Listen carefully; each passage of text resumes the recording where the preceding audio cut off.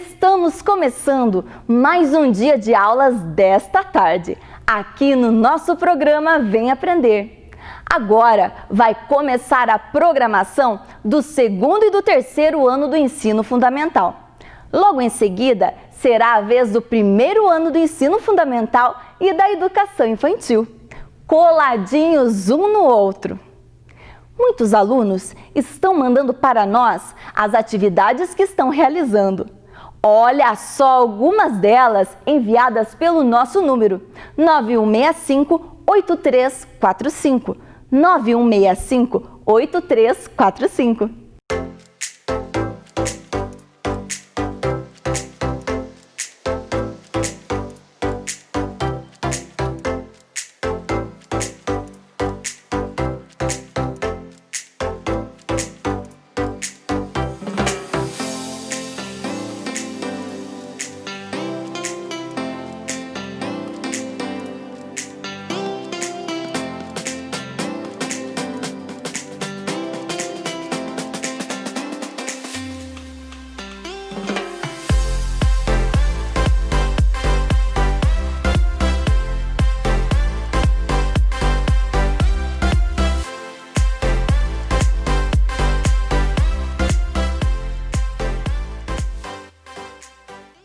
Muito bem, pessoal! Continuem assim, lendo muito e estudando com a gente. Muito bom! Lembre-se que a leitura é não apenas fundamental para que você aprenda. Ela é também uma importante companhia nesses dias em que estamos em casa. Ela abre a nossa mente e alimenta a nossa imaginação. Além disso, continuem com a gente todos os dias. A sua sala de aula é aqui na telinha da TV Educativa de Ponta Grossa. É hora de estudar. Estão preparados? Então, vamos começar! Você acompanha agora as aulas do segundo e do terceiro ano do ensino fundamental. Vamos lá?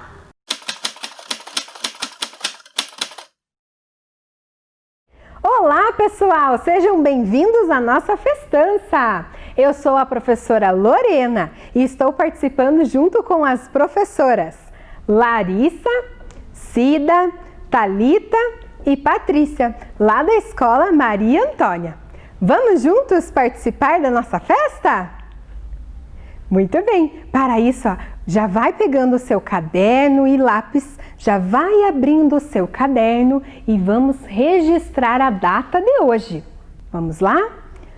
Escreva lá, data 19 de junho de 2020. E em seguida, você escreverá o seu nome. Lembre-se de sempre iniciar com letra maiúscula. Muito bem! Vamos conhecer os objetivos da nossa aula de hoje? Acompanhe na tela. Hoje nós vamos conhecer o gênero textual receita e seus elementos. Ler e escrever palavras com sílabas complexas, LH e NH. Muito bem! Tenho certeza que você gosta de festa junina, não é mesmo?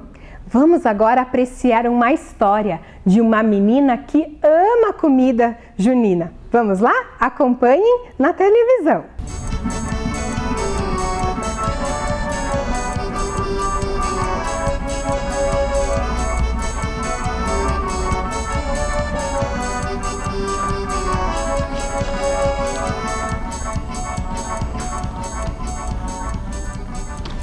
Eu adoro São João, uma festa tão bonita. Bandeirinhas e balão, moça com laço de fita, chapéu de palha, rapaz. Tudo isso e muito mais que você nem acredita. Mas o que eu mais gosto mesmo é a danada da comida. Tem tanta coisa gostosa como eu nunca vi na vida. Um cheiro bom da cozinha, sempre peço uma provinha, pois sou muito atrevida. Minha bisa já me disse, mas parece uma formiga. Adora doces e bolos. Assim tem dor de barriga. Aí eu digo sem tento, É que estou em crescimento.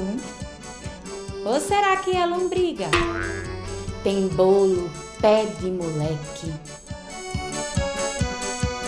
Tem pamonha, mungunzá e a canjica, que delícia! Eu como até enjoar.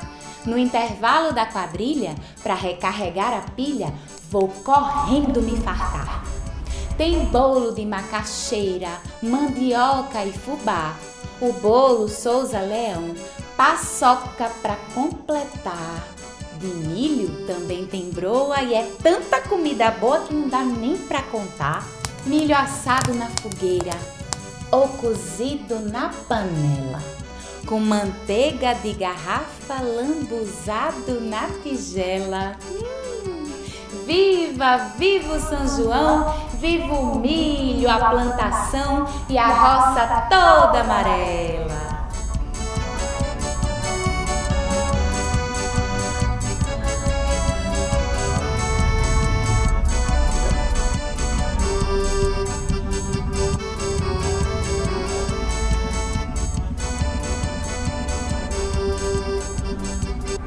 Mas que história divertida, não é mesmo? Até abriu o apetite, né? Vocês repararam que a autora, ela gosta muito de festa de São João? Vamos conhecer um pouco mais sobre como é comemorado esta festa junina no nosso país? Vamos lá, acompanhem com a professora. A professora trouxe hoje algumas curiosidades juninas. Vamos começar com a região Nordeste. Vejam só, lá no texto, lá na história que a professora trouxe, a autora fala que gosta de dançar nas quadrilhas, não é mesmo? A quadrilha, ela é uma dança junina muito popular. Ela é uma dança coletiva que possui pares e uma coreografia com passos bem tradicionais. Nessa dança, além dos pares, tem um animador que fala frases muito divertidas, como por exemplo: olha a cobra, é mentira. Olha a chuva, já passou. A ponte quebrou, nova ponte. Vocês estão percebendo aí também que nessa imagem as roupas são muito coloridas.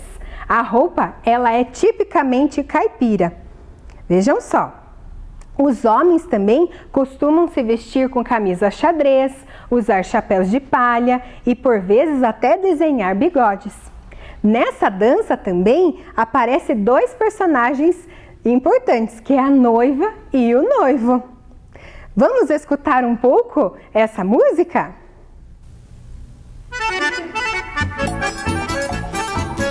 Dance aí na sua casa!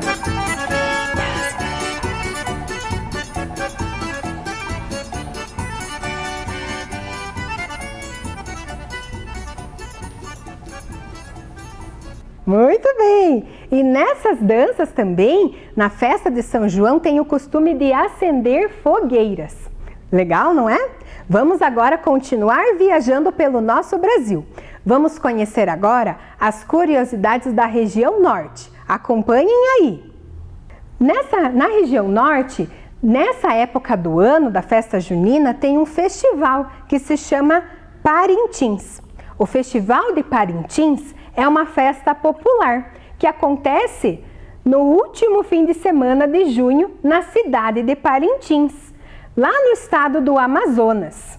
Nesse festival acontecem as apresentações de dois grupos que disputam, que é o boi garantido, que tem um coração vermelho, e o boi caprichoso. E esse festival acontece no Bumbódromo. Legal, não é mesmo? Vamos conhecer um pouco da música desse festival? Observem aí, vocês vão escutar agora a música do Garantido e do Caprichoso. Vamos conhecer?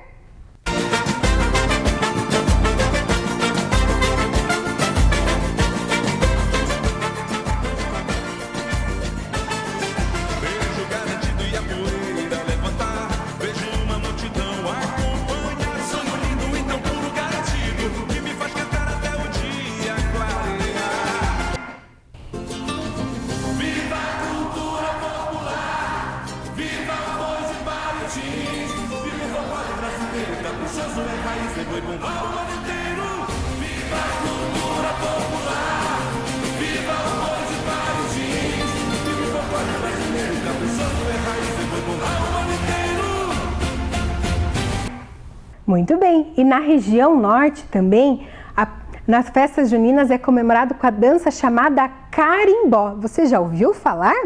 Vejam só. Nessa dança, os dançarinos apresentam-se descalços. As mulheres usam saias longas, rodadas e estampadas. As blusas são geralmente com estampas. Para os enfeites, as dançarinas usam colares feitos de sementes da região e também colocam uma flor na cabeça. As blusas dos dançarinos se destacam com panos com cores fortes e na cabeça os homens dançam com um chapéu de palha. Vamos agora escutar e dançar um pouco o carimbó?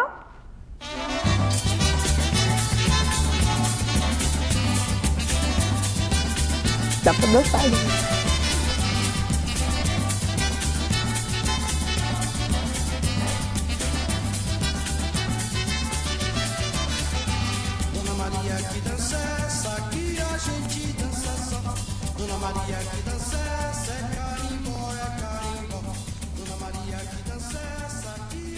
Muito bem! Estamos nos divertindo, não é mesmo?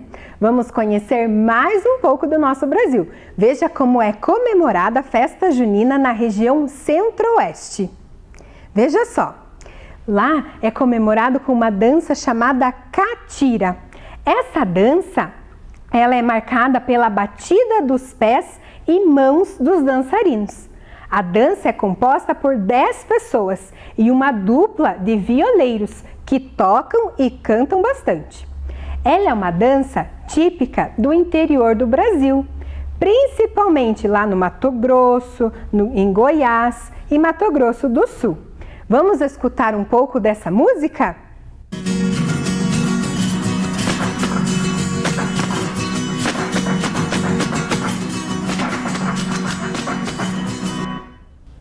Vocês perceberam o som da batida dos pés e das mãos? Isso mesmo. Lá na região centro-oeste também tem a dança da ciranda, que é uma dança de rodas, no qual as pessoas se vestem também bem coloridas. Vejam só. Vamos continuar a nossa viagem. Agora a gente vai para a região sudeste. Ao som dessa música, é o som da viola. Nós vamos falar agora da dança sertaneja. Nessa dança, as pessoas vestem camisa xadrez, calça jeans, bota e chapéu. Também nós temos lá na região sudeste a dança de São Gonçalo, que é uma dança feita com arcos e as pessoas elas se vestem de branco. Vejam só quantas curiosidades! E vamos conhecer um pouco da festa junina aqui na nossa região? Vejam só! Na região sul, nós vemos a dança gaúcha. Nessa dança, vejam só, as moças são chamadas de prendas. Elas têm vestidos de chita e algodão e o vestido bem estampado. Os homens, eles estão vestidos de bombacha, que é uma calça larga. Também estão vestidos com um chapéu e bota. E nesta calça tem um bolso que se chama guaiaca. Você já ouviu falar? Vamos ver, também nós temos a dança de fitas, que é uma dança de roda, que envolve um mastro enfeitado, com mais ou menos 3 metros de altura. Nesse mastro tem longas fitas e muito coloridas, que são presas em seu topo. Durante a dança, os participantes vão se movimentando em zigue-zague, trançando as fitas no mastro até que fica impossível de prosseguir. Após o trançado, é feito o movimento contrário, destrançando as fitas. Vamos escutar um pouco da música que é tocada nas festas juninas da nossa região?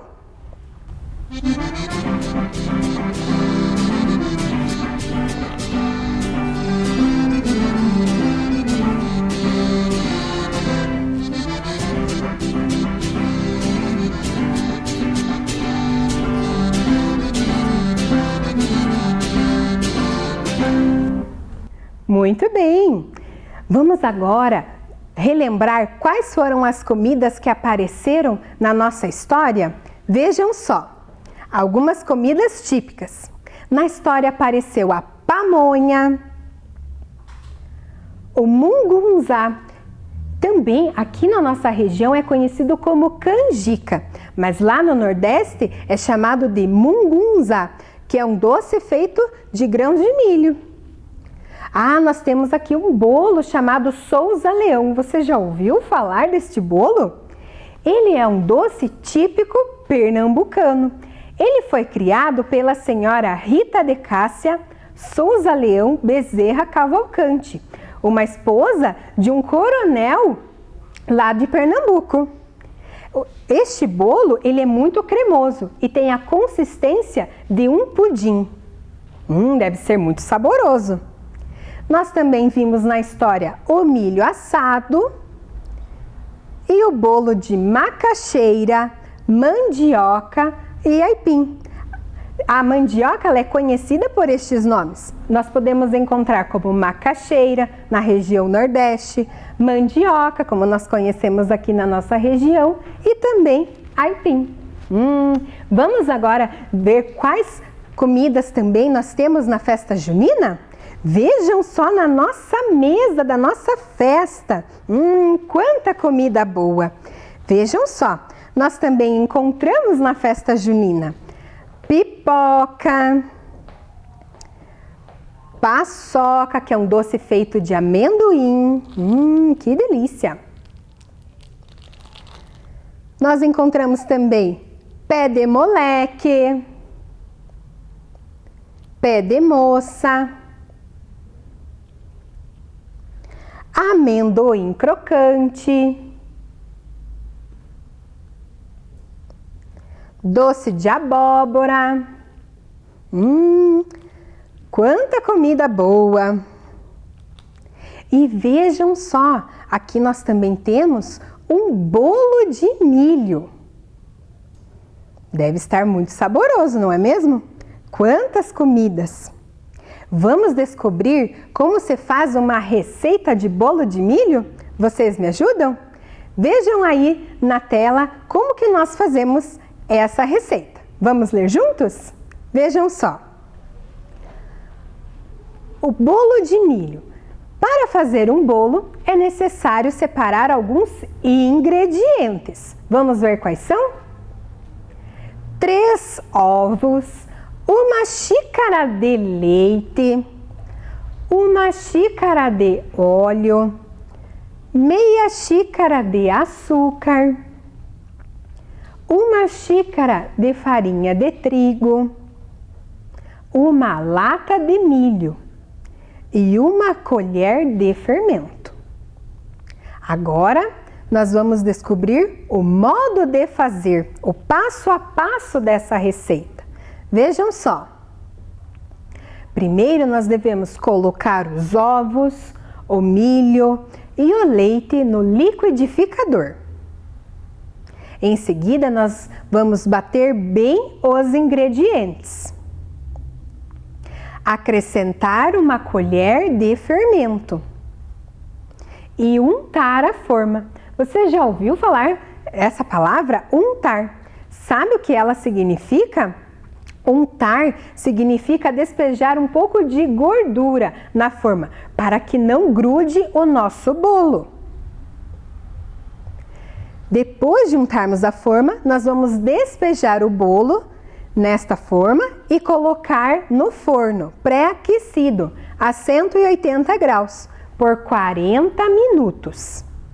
E por fim, vamos esperar esfriar e se servir. Joia! Vamos agora descobrir um pouco mais sobre a receita. Vejam só. Para que serve uma receita culinária? Vamos ver? Para ensinar a preparar um alimento. Onde que nós podemos encontrar uma receita? Vejam só. Em um caderno de receitas, em um livro, nas revistas, nas embalagens de alguns produtos do supermercado. Nós também podemos encontrar em sites de culinária, na internet e em programas de TV. E como se escreve uma receita? Primeiro, nós precisamos de um título que indica a que prato se refere a receita. Nós também escrevemos os ingredientes, que contém todos os elementos necessários para o preparo da receita e a sua quantidade. E por fim, o modo de fazer, que explica o que deve ser feito com os ingredientes para se preparar o prato. Que tal agora nós organizarmos uma receita?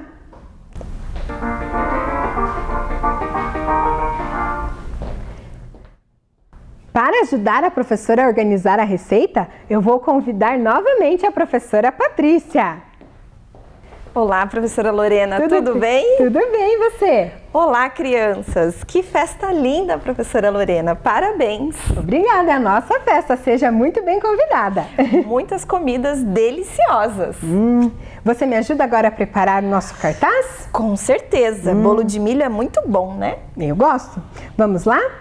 Primeiro, você já pode escrever no seu caderno o título da receita: bolo de milho. Certo?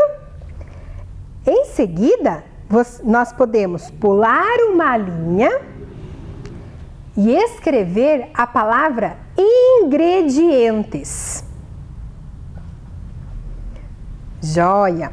Após isso, nós vamos fazer uma lista de palavras. Escrever a quantidade e o ingrediente que é utilizado um abaixo do outro. Vocês lembram qual era os ingredientes do bolo?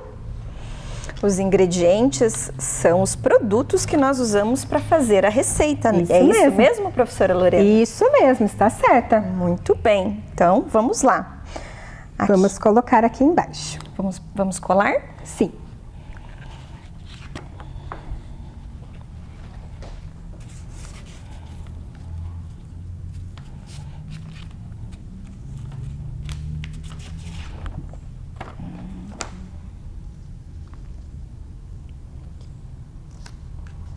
Muito bem. Então, quando você for registrar os ingredientes de uma receita, não se esqueçam de escrever um abaixo do outro. Próxima parte, nós pulamos uma linha e escrevemos modo de fazer, que é o passo a passo da receita. Mas você se lembra como que se faz esse bolo, professora? Eu acho que nós misturávamos os ingredientes, era isso? Acredito que sim. Vamos ver aqui agora no próximo vídeo como se prepara este bolo. Mas não eram todos os ingredientes ao mesmo tempo, né? Vamos descobrir? Vamos descobrir. Então vamos lá. Muito bem. Eu acho que está.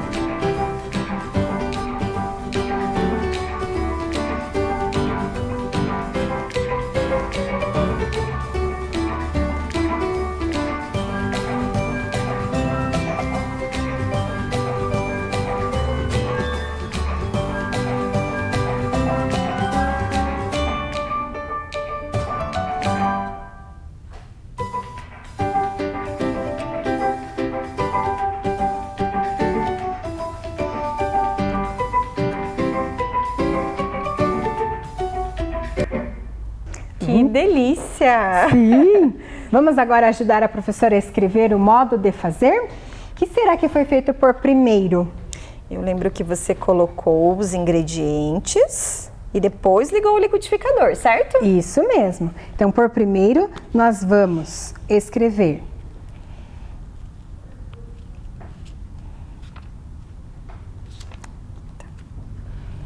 Veja só. Primeiro, nós vamos colocar os ovos, o milho, o óleo e o leite no liquidificador. Então, este é o primeiro passo da receita. Em seguida, nós vamos bater bem os ingredientes. E agora, o que nós vamos fazer? Vamos acrescentar o fermento? Isso mesmo. Muito bem.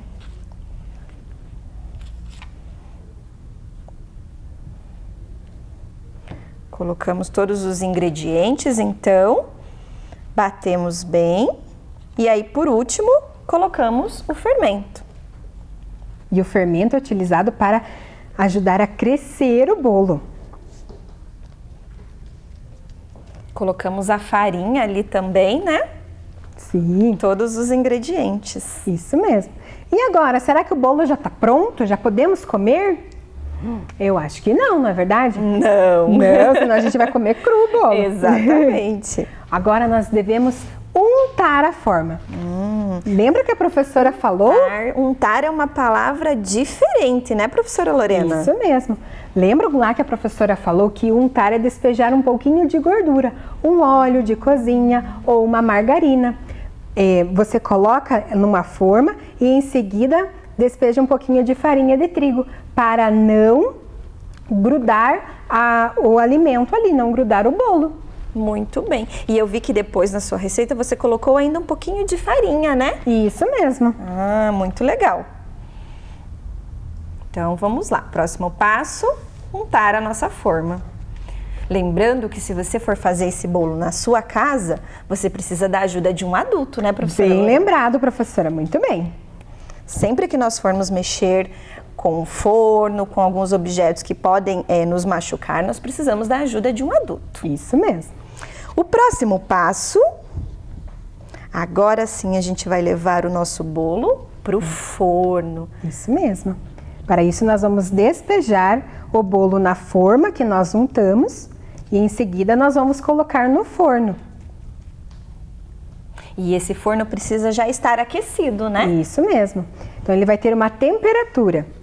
Ele vai estar pré-aquecido a 180 graus e vai ter um tempo que este bolo vai assar. Esse bolo vai demorar 40 minutos para ficar pronto. Ah, muito bem. Então agora, olha só, nós já colocamos os ovos, o milho, o óleo e o leite no liquidificador. Já batemos os ingredientes. Já acrescentamos uma colher de fermento. Já untamos a forma. Já despejamos o bolo na forma e já colocamos também no forno. Já esperamos o tempo. E agora? Agora vem a melhor parte. Oba!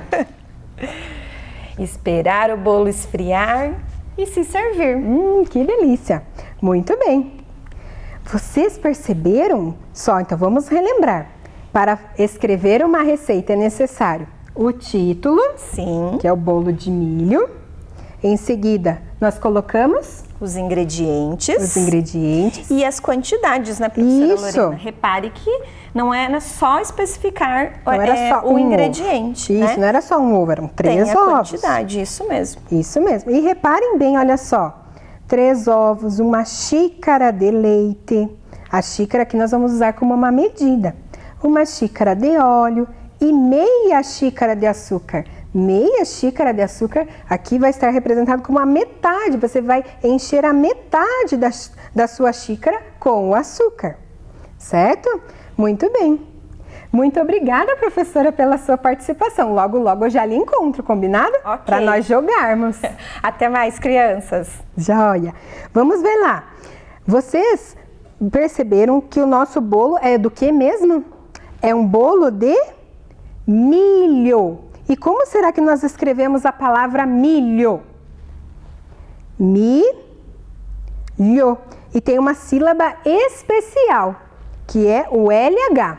Vamos relembrar juntos a família silábica do LH? Veja só. Ya, ye, li, lho, liu. Você pode repetir na sua casa. Muito bem. E vamos ler novamente os ingredientes.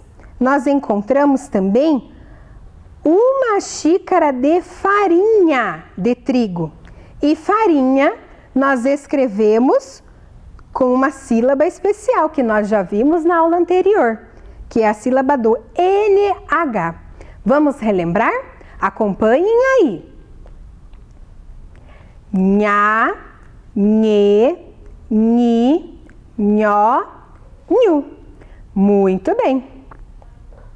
Agora que nós já relembramos as duas famílias silábicas que aprendemos, vamos brincar de caixa surpresa? Agora a professora vai convidar novamente a professora Patrícia. Ah, mas se tem festa junina tem que ter brincadeira, né? Com certeza. Nós já brincamos de pescaria, não é verdade? Isso mesmo. Nós já convidamos também as outras pessoas para participar e agora vamos continuar nossa brincadeira. Vamos lá. Para isso você pode me ajudar a organizar? Vamos lá organizar o material para o nosso jogo. Esse jogo é uma caixa surpresa. Então vai ter várias caixas. E vai ter algo de especial dentro delas.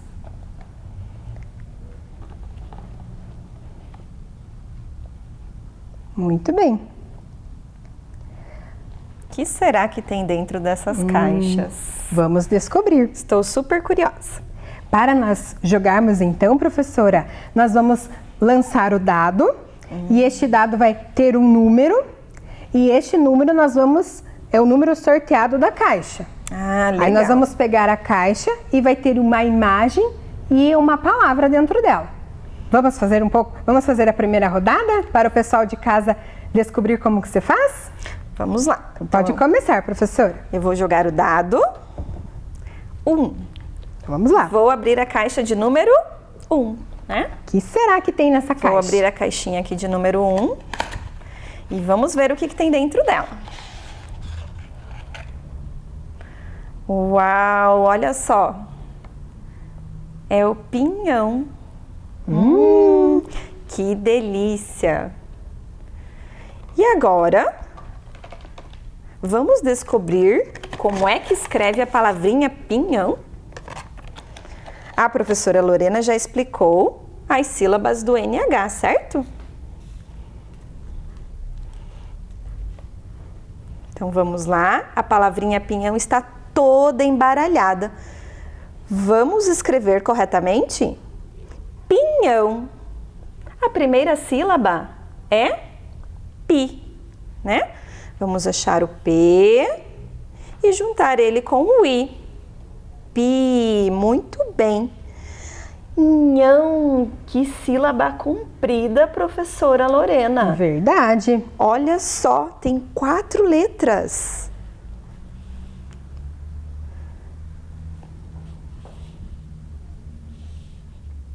Pinhão. É uma comida típica da festa junina e muito saborosa. Isso mesmo. Ah, professora, e você percebeu que nessa palavra também, além do NH, tem o tio que nós aprendemos? É verdade, o sinal do tio, né? Isso mesmo. Vamos lá, agora chegou a minha vez. Boa sorte. Atenção. Número 6. Vamos lá, o que será que tem nessa caixa?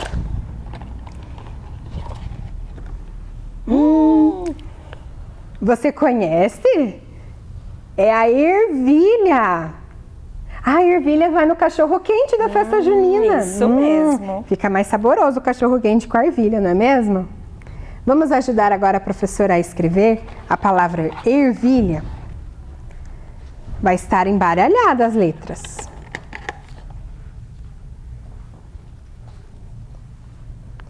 Ervilha. Vai começar com a letra E.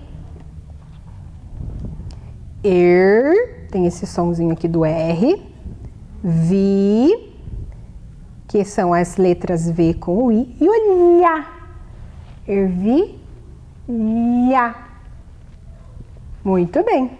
Joia. Escrevemos a palavra. Sua vez, professora. Vou jogar o dado de novo. Caiu um de novo, mas como um já foi, eu vou jogar novamente, professora Lorena. Combinado. 6 também. Vamos lá? Opa. 5, né? Agora caiu o 5. Vamos lá para a palavrinha de número 5. O que será que tem nessa caixa? O que será? Olha só. Eu acho que alguns talvez já ouviram falar, mas talvez nunca comeram. É um grão, né? Sim. É um grão da cor verde. Isso, muita gente gosta de comer ele no lugar do feijão.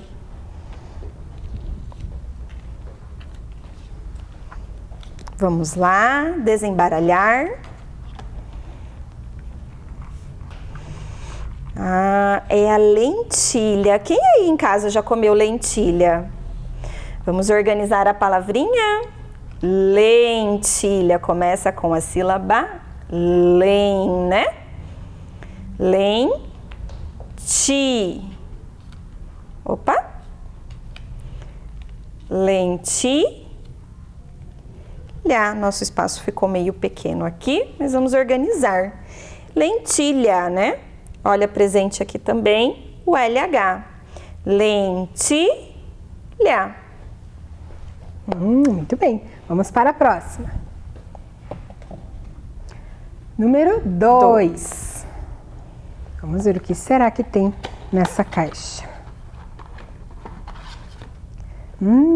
É a farinha de trigo. Que nós usamos para fazer o bolo, certo? Isso mesmo. Vamos agora arrumar a palavra farinha. Como será que nós escrevemos? Veja só. Nós começamos com a letra F. Farinha. Nós utilizamos a sílaba NH. Joia, olha só. Farinha. Sua vez. Muito bem, vamos lá. Vou jogar aqui. Quase que caiu. Caiu. Caiu, ó, no 3. Vamos lá.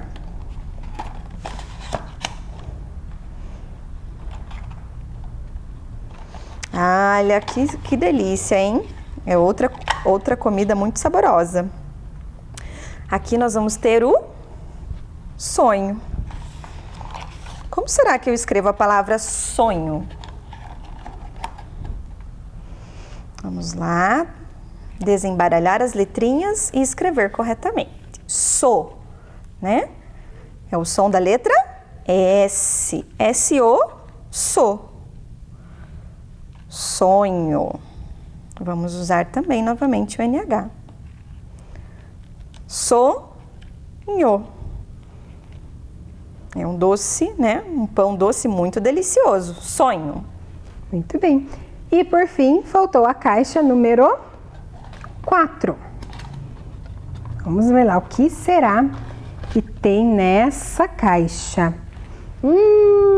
Nós já vimos. É o milho. Vamos lá embaralhar e arrumar a palavra milho. Para escrever milho é necessário começarmos com a sílaba mi e em seguida colocarmos o L, a letra H e a letra U. Joia, descobrimos muitas palavras. Vamos ler novamente, professora? Vamos lá. Então vamos ver só. Nós descobrimos a palavra pinhão. Muito bem. Farinha. Farinha. E sonho. Ah, mas eu vou fazer uma brincadeira agora, professora, com essas 3 palavras. Se eu tirar a letra H dessas palavras, como será que vai ficar? Pinão. Perceberam como a letra H é muito importante na formação da sílaba? Não deu certo, Não é deu mesmo? certo. Também a farinha e o sonho. E quais são as outras palavras também? Então, também temos farinha, milho. Desculpe, né? Farinha você já falou, professora. Milho, lentilha e ervilha. Que nós também precisamos colocar o H para formar este som, certo? Muito obrigada, professora, pela sua participação. De nada. Vamos descobrir se nós atingimos o nosso objetivo? Vejam só. Conhecer o gênero textual receita e seus elementos. E também hoje nós lemos e escrevemos palavras com sílabas complexas com LH e NH. Muito bem, atingimos o nosso objetivo. Muito bem, pessoal. Essa semana foi muito animada. Espero que vocês tenham gostado bastante e aprendido. Até a próxima aula! O balão vai subindo, vai caindo a garoa. O céu é tão lindo e a noite é tão boa. São João, acende a fogueira do meu coração. Olá, galerinha de casa, tudo bem? Eu sou a Liz, contadora de histórias, e hoje eu estou com a minha amiga Patrícia, que também sou professora e tô aqui para contar história junto com a Liz hoje, que legal! Sim, hoje em dose dupla. E hoje nós vamos contar uma história para vocês. Uma história que fala de fogo. Fogo no céu. Certa vez, a dona Cabra estava tranquila e sossegada, andando. Eis que, de repente, ela olhou para o céu e gritou rápido pro rato. Rato! Está pegando fogo no céu! Fogo no céu! Corre, rato! O rato olhou pro céu e achou que estava mesmo pegando fogo. Então ele saiu correndo, porque ele tinha que avisar o pato. E ele saiu gritando: pato, pato, cadê você, seu pato? Pato, você não vai acreditar o que está acontecendo. O céu tá pegando fogo, foi o bode que me contou. Fogo no céu? Olha lá.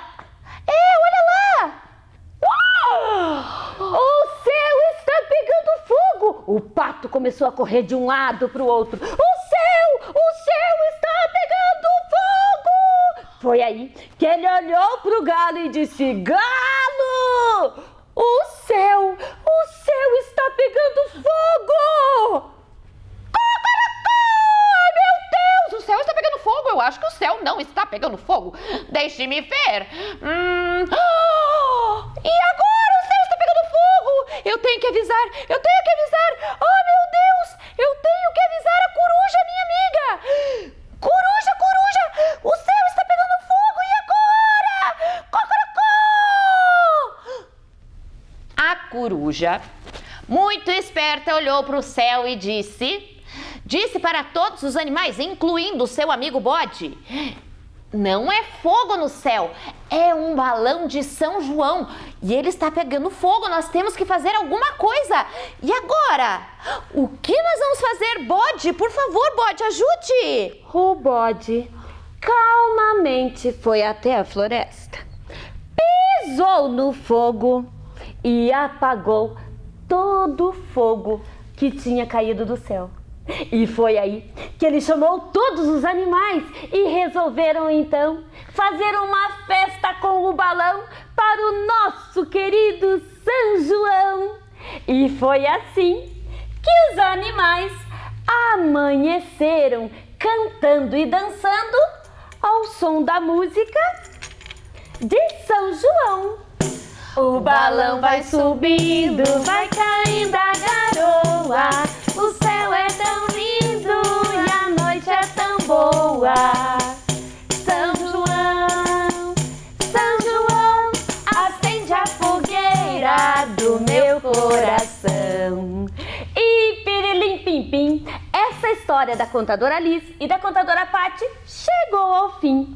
Quem gostou aí em casa, levanta uma mão, levanta outra, junta as duas, dá tchau pras contadoras e até a próxima! Tchau!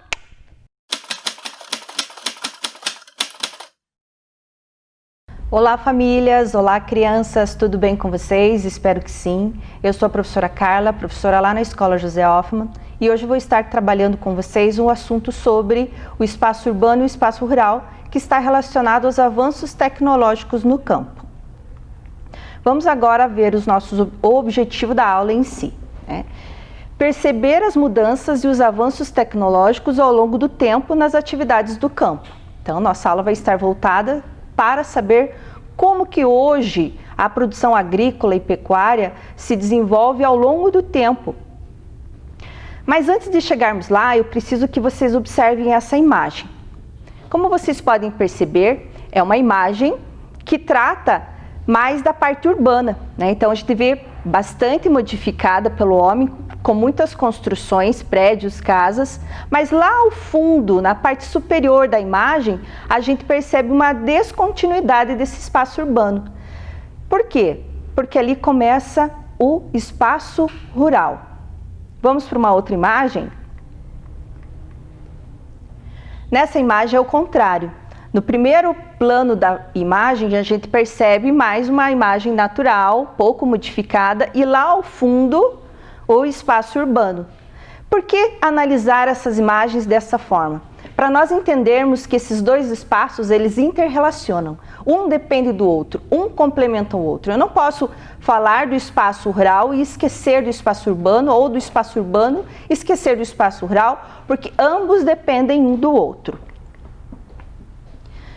Para reforçar mais, eu sei que ao longo dessa semana vocês estudaram mais um pouquinho sobre o espaço urbano e rural do Ponta Grossa.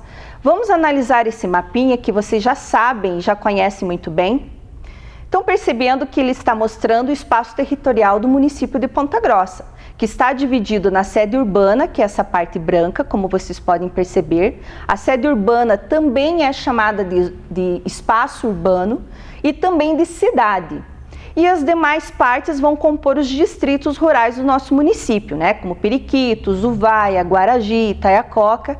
E juntos, tanto essa parte urbana quanto os distritos vão formar o município onde nós vivemos. E agora, sobre os avanços tecnológicos no campo. A gente não pode começar um assunto sem entender o seu início. E como a gente vai estar falando de uma situação voltada ao campo, nós precisamos entender como que isso chegou até aqui. Os avanços tecnológicos no campo não estão diretamente ligados apenas aos maquinários, às técnicas agrícolas, mas sim também a todos os processos que o homem criou para que hoje ele se beneficiasse disso tudo. E quando a gente fala em evolução da humanidade, a gente não pode desconsiderar que a primeira atividade, ou uma das primeiras atividades que o homem conseguiu desenvolver adotando algum tipo de tecnologia, foi a agricultura. A atividade é essa totalmente direcionada ao trabalho, às atividades econômicas do campo, assim também como a própria pecuária. Então, há muito tempo atrás, né, lá próximo à pré-história, mais ou menos há 10 mil anos, 12 mil anos atrás, o homem vivia de um lugar para o outro, buscando o seu alimento e abrigo. A partir do momento que ele consegue perceber o ciclo da natureza, quando ele percebe que as plantas possuem sementes e essas caem no chão e começam a germinar e surgem novas sementes, ele começa a perceber que ele não precisa ficar migrando de um lugar para o outro, porque isso era muito cansativo para ele. Então ele ia para um lugar, consumia tudo aquilo que dava para a sua subsistência, o seu alimento, quando aquilo acabava, ele ia para um outro lugar. E assim ia nesse trabalho cansativo de buscar sempre alimento em lugares diferentes. E quando ele começa a entender que ele mesmo pode produzir o seu próprio cultivo, ele se sedentariza e se fixa em um lugar só, deixa de ser nômade e torna-se sedentário. E com isso ele começa a praticar a agricultura. Percebe também que ele não precisa ser muito longe para caçar os animais. Ele pode pegar esses animais e colocá-los no cercado e esses mesmos animais vão se reproduzindo e ele sempre vai ter o alimento à mão. Assim também cria-se os abrigos, as casas, as primeiras moradias e surgem as cidades, surgem os povoados e a atividade primária, que é a agricultura e a pecuária, está totalmente atrelada a isso. Vamos lá para o próximo slide. Falando em tecnologia, em avanço tecnológico, né, temos aí a agricultura familiar, que é um tipo de modelo de agricultura. A gente vai falar de dois hoje. A agricultura familiar, observem a imagem. Como o próprio nome diz, a gente já percebe que as pessoas envolvidas nessa imagem fazem parte de uma família ou da mesma família. A agricultura familiar, ela tem como característica ser desenvolvida em pequenas propriedades, utilizando a mão de obra humana na sua maior parte, poucos maquinários, e geralmente o que eles produzem é para o seu autossustento, né? E o que sobra, geralmente eles vendem para feiras, essas feiras rurais que acontecem na cidade, né, do produtor rural, ou vendem o excedente para a comunidade próxima ali da comunidade rural, ou pequenas vendas, ou grandes supermercados que compram direto do produtor. A outra agricultura é a agricultura comercial. Então, como o próprio nome diz, a agricultura comercial, ela se destina ao comércio, à venda daquilo que foi produzido. A característica principal da agricultura comercial está totalmente ligada ao tamanho da propriedade, que geralmente são grandes propriedades, a aplicação de maquinários, que já substitui aí bastante a mão de obra, e o destino disso tudo, né? Que é para as indústrias que vão beneficiar ou transformar esses produtos que são produzidos através da agricultura comercial.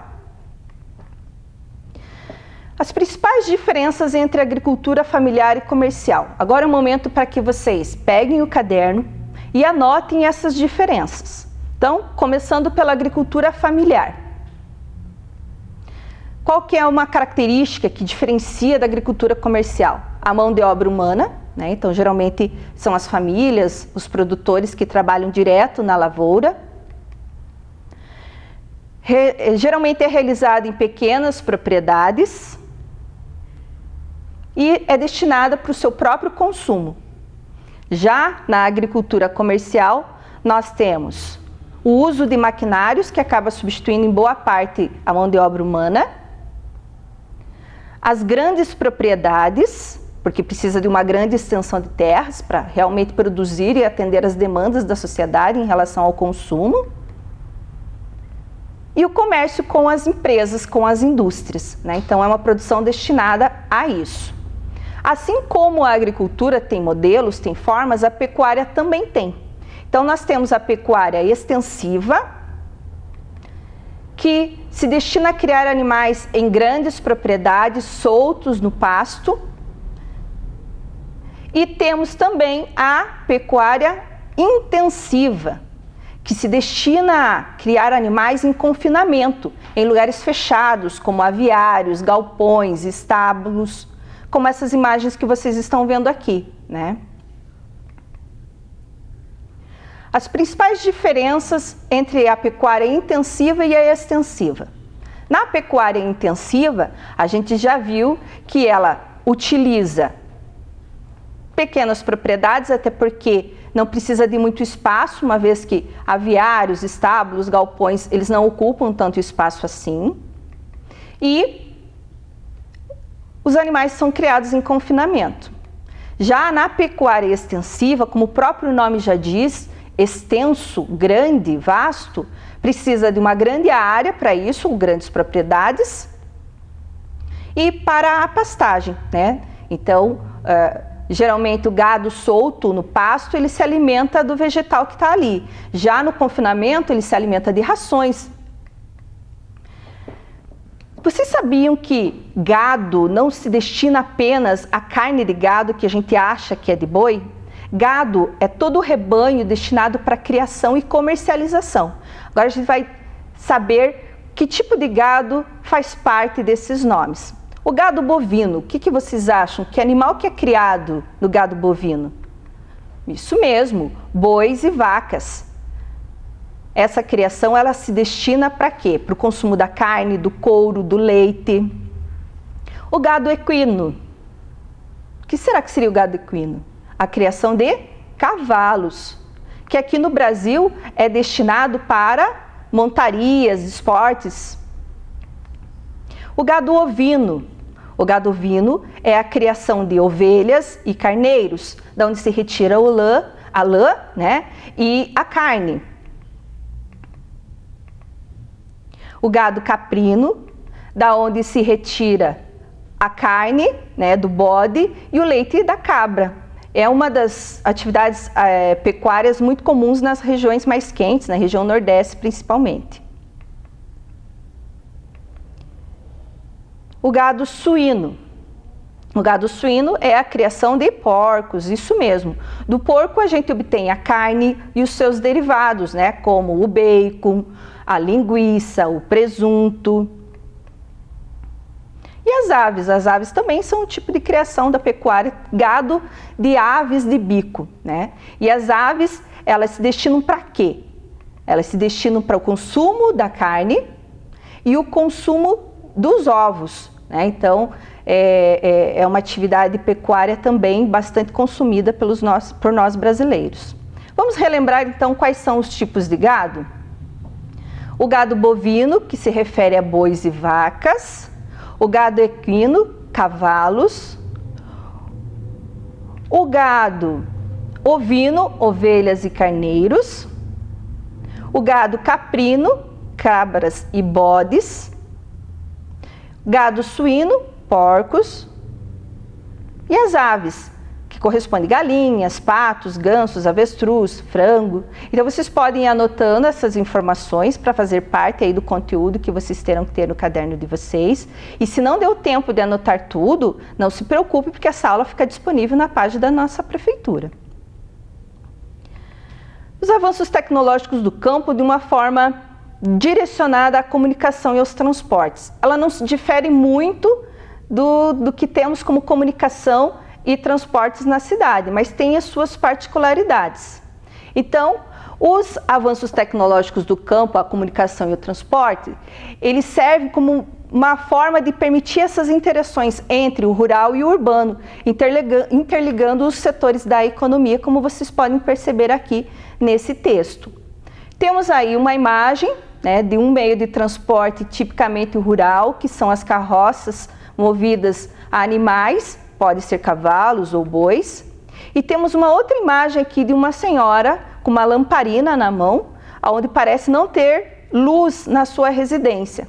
Isso é uma imagem diretamente atrelada no campo, mas com os avanços tecnológicos isso está deixando aos poucos de ser uma constante, porque os recursos tecnológicos estão dentro do campo, estão chegando do campo. Então, boa parte das propriedades rurais hoje já conta com uma infraestrutura adequada, assim como nas cidades. Como que é a comunicação no campo? Vocês estão percebendo que nessa imagem aparecem duas torres de transmissão de energia em meio a uma plantação, e nessa outra imagem uma pessoa segurando um dispositivo, um tablet, onde ele pode estar analisando como que está o cultivo a qual ele se destinou a fazer. Então, ele pode utilizar esses recursos, e para que ele utilize esses recursos no campo é necessário sim ter, primeiro, rede de energia elétrica, sinais de internet e telecomunicações. Aqui mais duas imagens que mostram esses avanços tecnológicos no campo, como rede de transmissão de telefonia e internet, e é importante ressaltar que não é de forma igualitária. Geralmente esses recursos tecnológicos eles são destinados às grandes propriedades. As pequenas propriedades, devido ao custo alto desse investimento, às vezes ficam fora desse processo.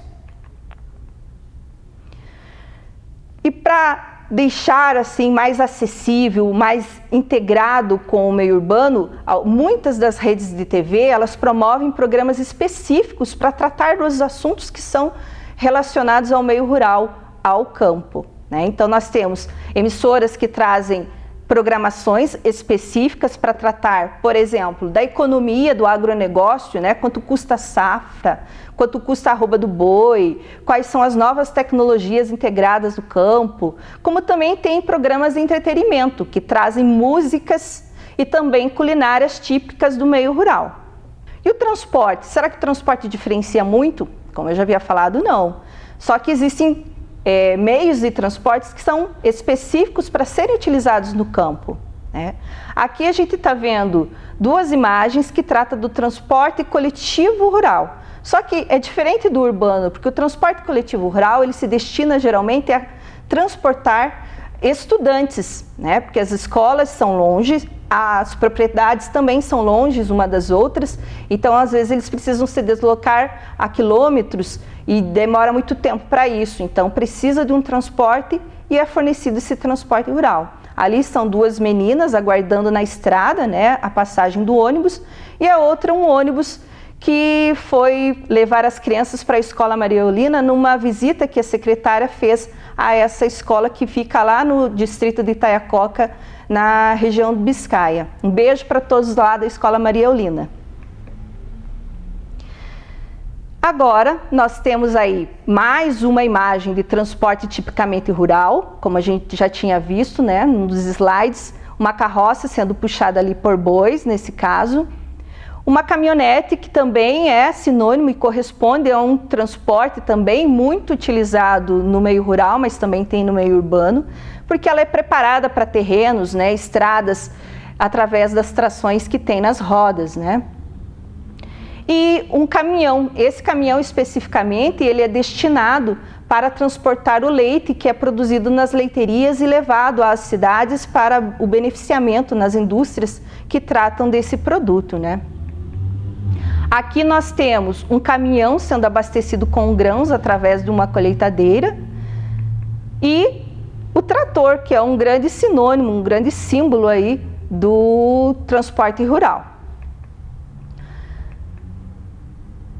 Agora um comparativo para que vocês consigam perceber como que acontece a evolução desses meios, né, tecnológicos no campo.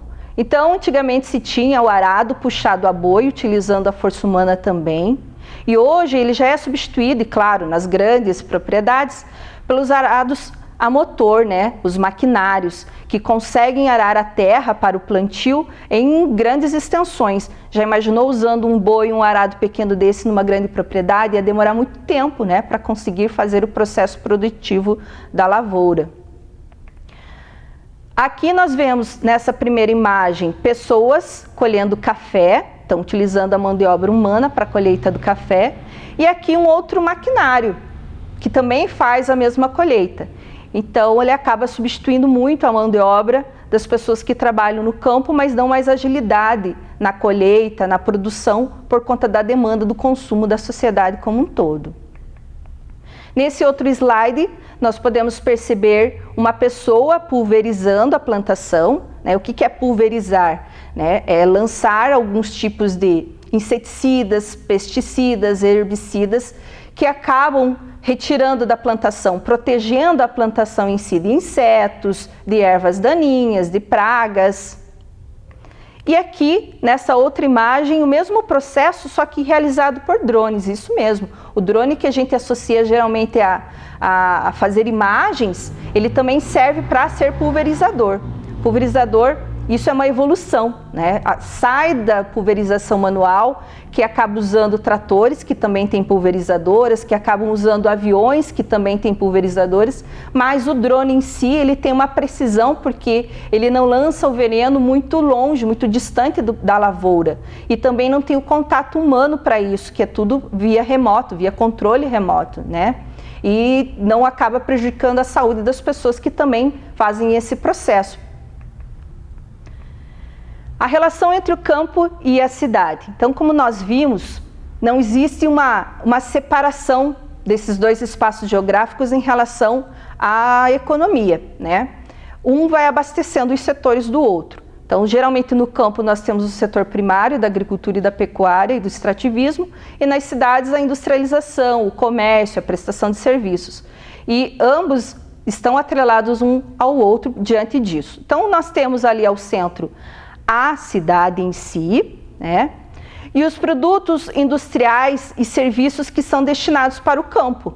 Então, realmente, existe essa possibilidade onde sementes, implementos são destinados para o campo e a prestação de serviços também, como bancos, né, escolas e tudo mais, que também acabam fazendo parte desse ciclo.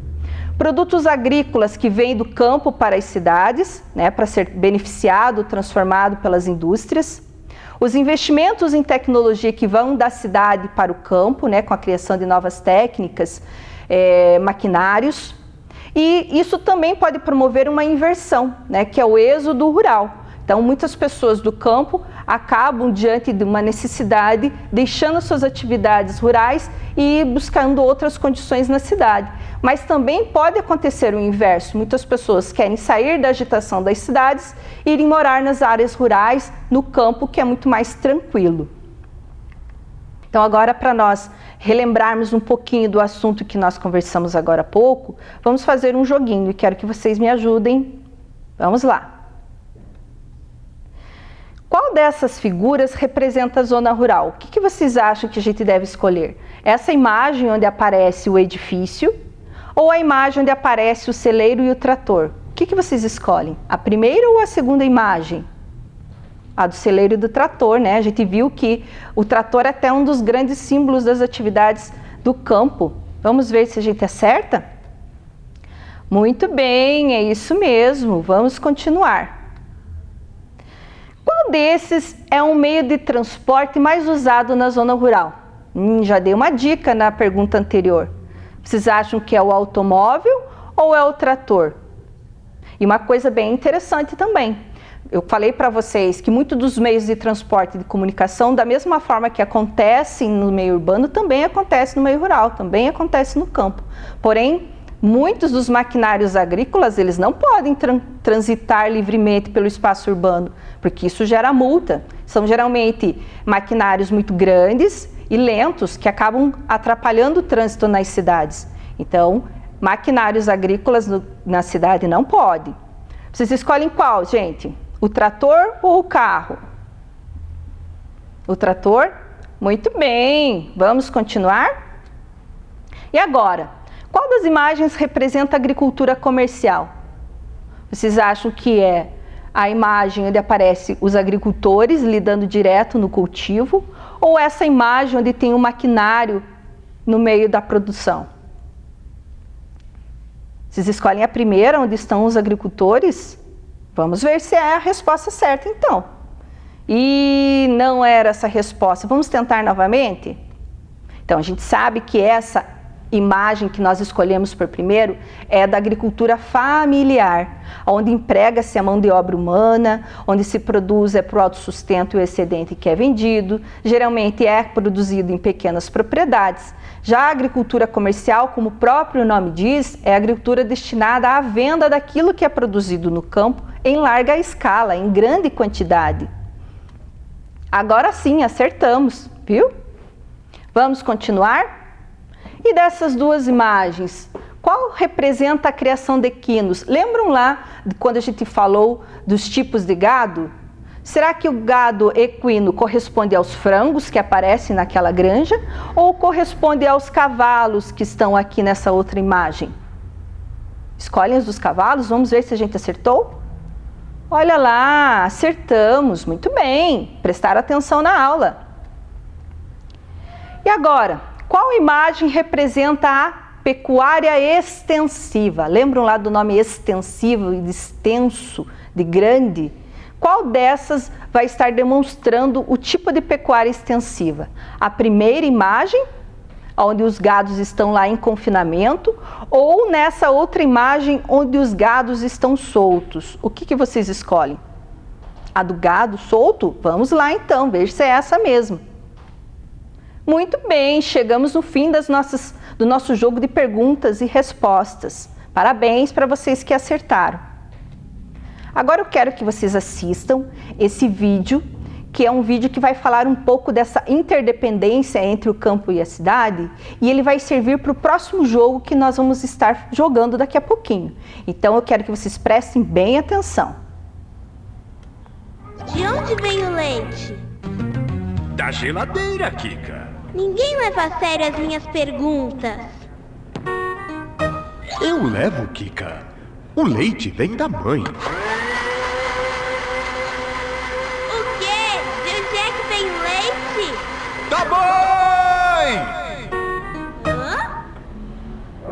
mamãe, Kika. O leite das mamães é a primeira refeição de muitos animais.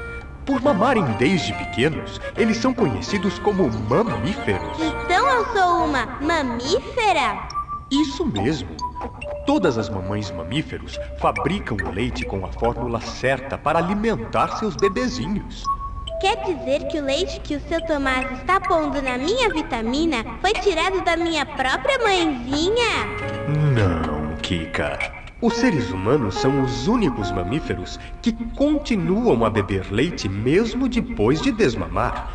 O leite que você bebe é produzido pela vaca lá na fazenda. Tudo que a vaca come ajuda na produção do leite. Ele tem proteína, vitamina, cálcio e gorduras. O leite da vaca é um alimento muito nutritivo para os seres humanos. A gente chama de ordenha o momento em que o leite é tirado da vaquinha. Esta é uma ordenha manual. Mas o leite industrial, como eu, que é vendido nos supermercados e que está sendo usado na sua vitamina, foi ordenhado mecanicamente. A ordenhadeira é uma máquina que é colocada nas mamas de várias vaquinhas ao mesmo tempo. Isso garante mais higiene e evita a contaminação do leite, que é retirado por mangueiras e recolhido. Da fazenda, o leite é transportado em caminhões para uma usina. Os tanques destes caminhões são verdadeiras garrafas térmicas gigantes que protegem o leite do calor para ele não estragar. Lá na usina acontece a pasteurização. Pasteurização? A pasteurização é uma técnica para acabar com os bichinhos que podem azedar o leite. Estas máquinas esquentam o leite e depois esfriam rapidinho. Assim, as bactérias são destruídas e o leite continua saboroso e nutritivo. Depois de pasteurizado, o leite vai para os tanques. Aí começa a produção dos mais diversos tipos de leites: desnatado, integral e longa-vida. Também do leite se faz o iogurte, a manteiga, os queijos e outros alimentos gostosos. Depois de pronto, o leite que você bebe é embalado e transportado para o supermercado. E daí vai pra minha vitamina, que não fica pronta nunca. Quem não chora não mama, Kika. Sua vitamina está prontinha. Eba! A minha vitamina com a proteína do leite industrializado, que foi ordenhado de uma vaquinha e depois foi levado para uma usina e foi pasteurizado e depois embalado e depois transportado para o supermercado e depois foi batido nessa vitamina e agora alimenta uma linda menina! Nossa, Kika, de onde vem tanta sabedoria? Não conto. Conta, vai. Não adianta chorar o leite derramado. Se eu contar, você não vai acreditar. Um tchauzinho vitaminado e até o programa que vem, com mais um De Onde Vem! Então, gostaram do vídeo? Esse vídeo especificamente ele trata da cadeia de produção, do leite até chegar à nossa mesa com os seus derivados. O próprio leite pasteurizado, que vem através do pacotinho ou da caixinha, queijo, iogurte.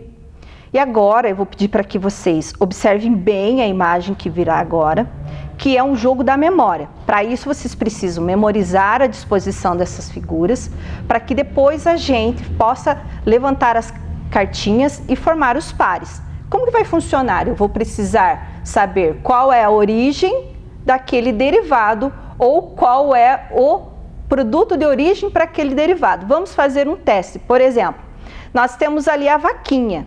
A vaquinha vai combinar com o quê? Com qual figura? A figura do leite da caixinha. Então vamos ver agora. Deu tempo de memorizar aonde estão essas figuras para que a gente possa usar os pares e achá-los depois?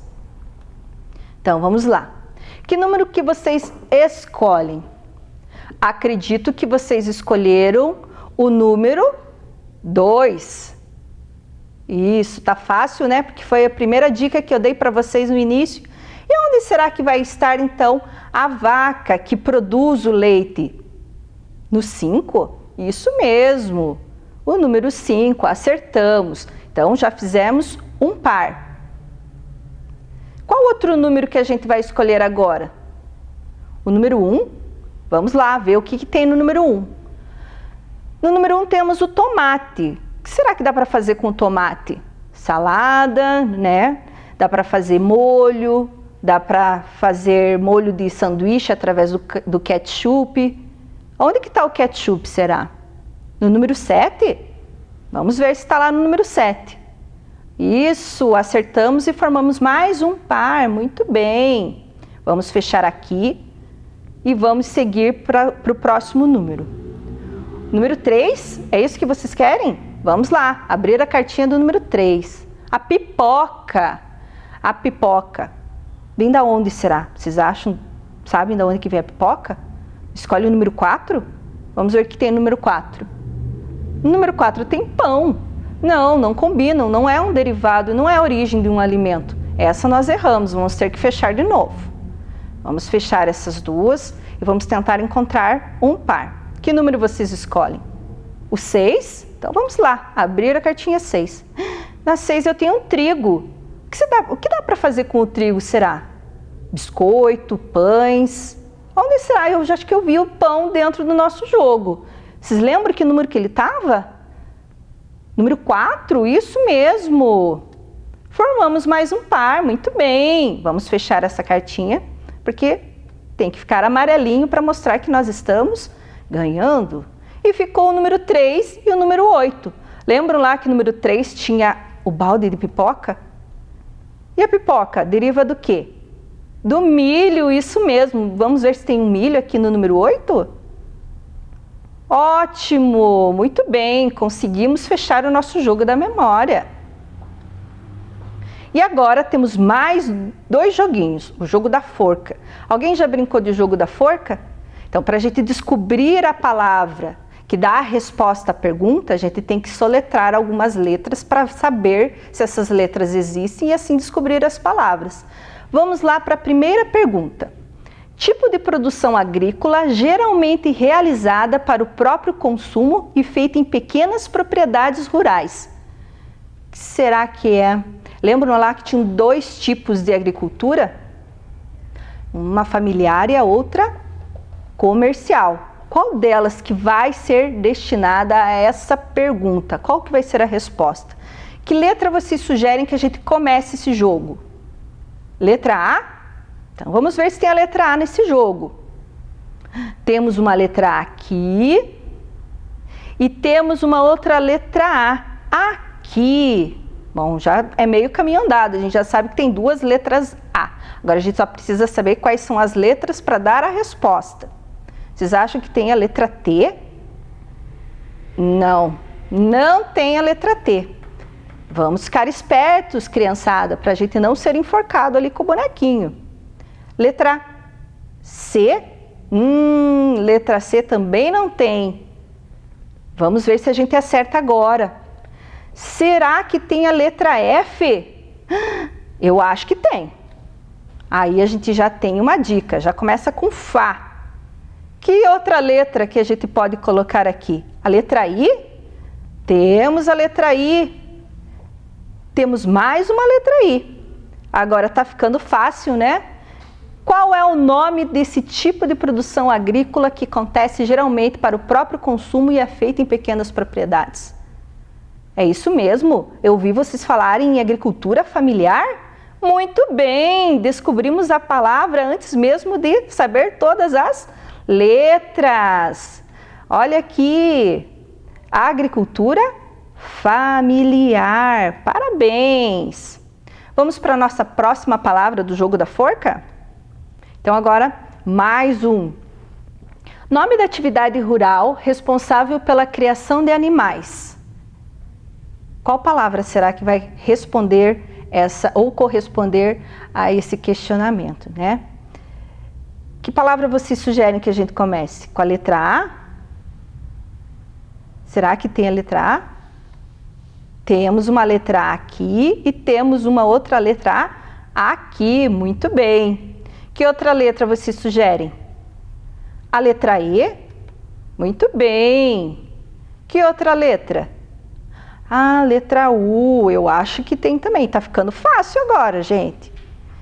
Que outra letra? Letra T. Será que tem a letra T? Vamos ver se tem a letra T. Não, não tem a letra T. Ah, não era a letra T, era a letra P. Ah, eu acho que a letra P tem. Vamos lá. Olha a letra P ali. Tá ficando fácil, né? Eu acho que vocês vão acertar. Qual é a próxima letra? A letra C? Muito bem! Que palavra que é essa, gente? Será que a gente já consegue descobrir qual é a palavra que vai dizer que é responsável pela criação de animais? Isso mesmo, quem respondeu pecuária acertou! Olha aqui a palavra que nós acabamos de descobrir no nosso jogo da forca, que se refere a uma atividade rural que corresponde à criação de animais, a pecuária. Parabéns, crianças! Espero que vocês tenham gostado dos nossos jogos da aula de hoje. Não esqueçam de estar entrando no site para fazer as atividades e também as atividades que as professoras elaboram para vocês. Espero que tenham gostado, fiquem bem, fiquem em casa. Um grande beijo para todos. Tchau!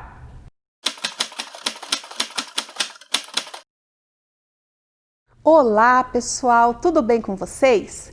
Eu sou a professora Silmara e vim mais uma vez trabalhar com vocês um pouquinho de ciências da natureza. Então, enquanto vocês vão lá buscar o material de vocês, lápis, borracha e o caderno para anotação, a professora vai mandando um beijão para todas as professoras da rede municipal e para o grupo de pesquisa de aula que colaborou na elaboração dessa nossa aula. E daí, já pegaram o material de vocês? Já pegaram lápis e borracha? Não podemos esquecer que cientista sempre faz anotações. E vocês não são aprendizes de cientistas? Então, ó, bora lá. Então, para a aula de hoje, nós vamos lembrar quais são aquelas 3 palavrinhas. Um bom cientista sempre deve ter adquirir conhecimento. O conhecimento, a professora já falou para vocês, nós vamos adquirindo no dia a dia. Desde a hora que nós acordamos, nós estamos aprendendo coisas novas, nós estamos adquirindo conhecimentos. As experiências são aquilo que a gente vai provando, vai experimentando no dia a dia. E ali a gente vai pondo em prática aquilo que nós conhecemos, que nós aprendemos com o conhecimento. E por último, a investigação. Para que eu vou usar aquilo que eu estou aprendendo? E isso acontece todos os dias, né? Então, já lembraram das 3 palavrinhas do bom cientista? Então, vamos retomar agora a nossa aula passada. Vocês lembram qual foi a aula passada? Fui eu que estava aqui, era eu quem estava aqui com vocês. Quero ver quem que lembra. Era sobre o ciclo hidrológico. Que palavra difícil, né? Ciclo hidrológico. Vocês lembram o que é o ciclo hidrológico? Ah, nada mais é do que o ciclo da água. Então, vamos refazer. Lembra que a professora fez a experiência, que nós fizemos bastante coisa, né? A professora contou a história da gotinha plim plim. Então, agora a professora vai retomar esse cartaz que nós fizemos juntos. Então, vamos lá. Puxa da memória, vamos ativar lá os nossos neurônios e vamos lá. O Sol, lembram lá do nosso Sol? O Sol aquece toda a Terra, principalmente aonde nós temos lá a água, né, nos rios, nas cachoeiras, né? As pessoas também têm água no nosso corpo, nós também temos água no nosso corpo, todos os seres vivos, né? E vai acontecer o quê? Quando ele lança, né, os seus raios, ele aquece e essa água volta para o céu em forma de vapor. Acontece então a evaporação. Deixa a professora só achar aqui. Acontece a evaporação. Então, deixa eu pôr aqui. Depois, né, a água subiu em forma de vapor. né? Vaporzinho, lembram o que é o vapor da água? Quando a mãe põe a água para ferver lá na chaleira para fazer aquele café gostoso? Então, aquele vaporzinho de água é o mesmo que sobe, só que a gente não consegue ver, né? Aquele vapor vai juntando, vai se condensando, né? Ele vai se tornando gotículas de água e formam as nuvens. Essa fase se chama a condensação. Olha aqui com a professora. Condensação. Então, quando que a condensação acontece? Quando as gotículas de água, elas vão se juntando e formam as nuvens.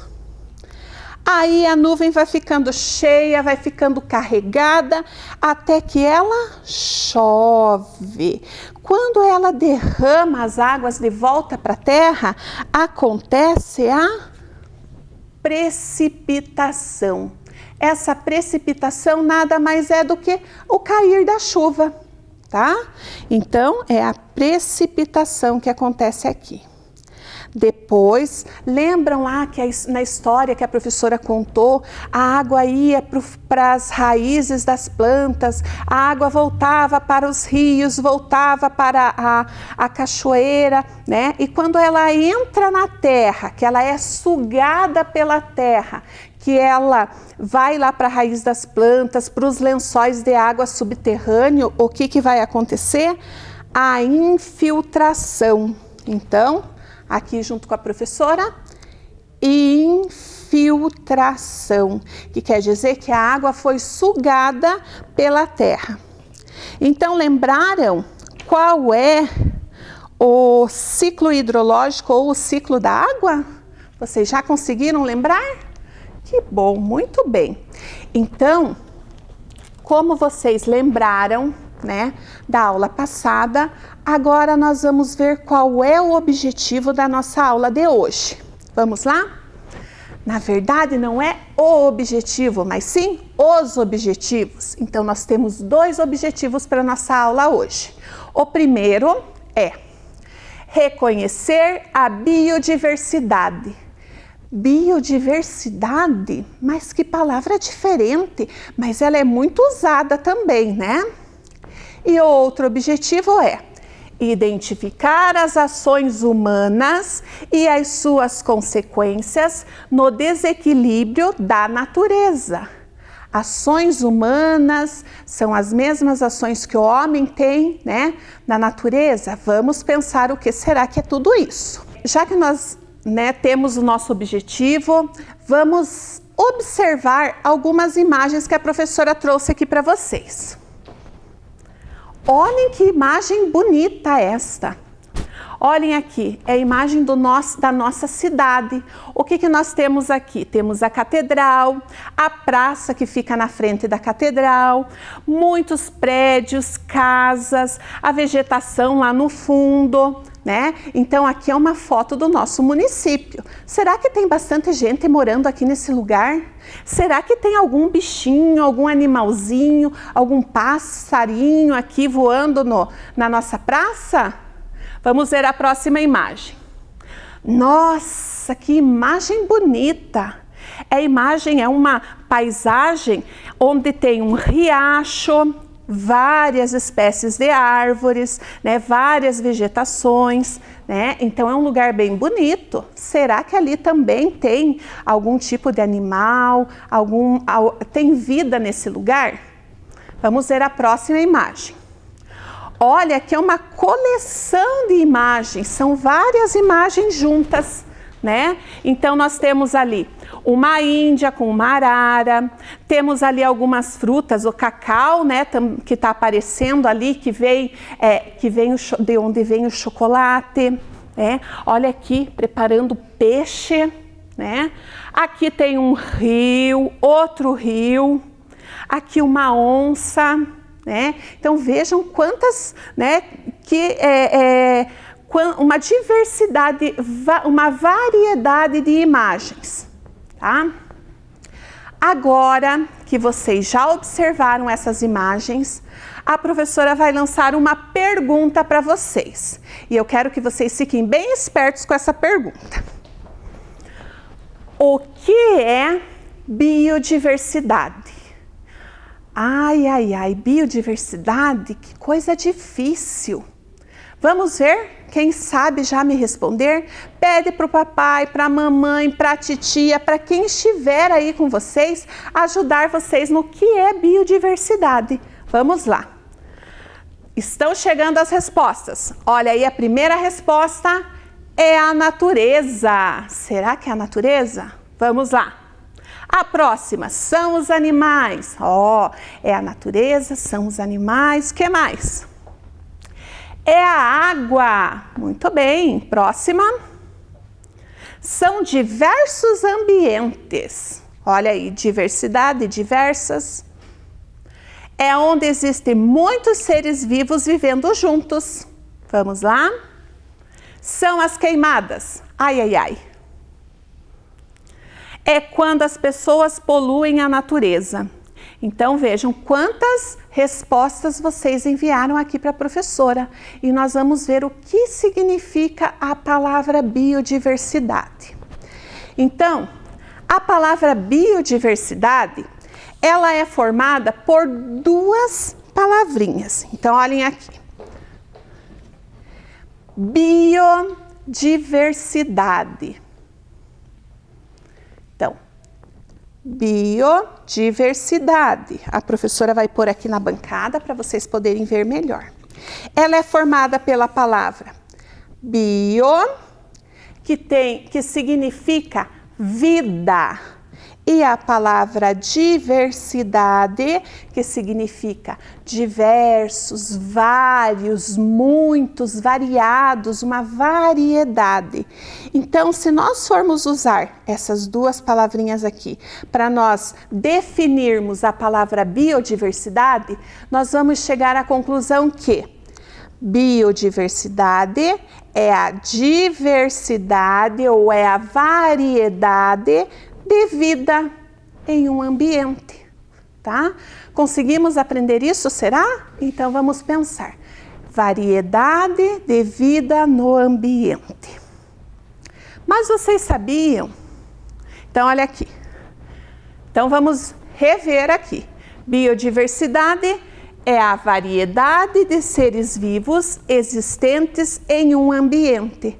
Então, no mesmo lugar, né, numa mesma região, vivem vários seres vivos juntos.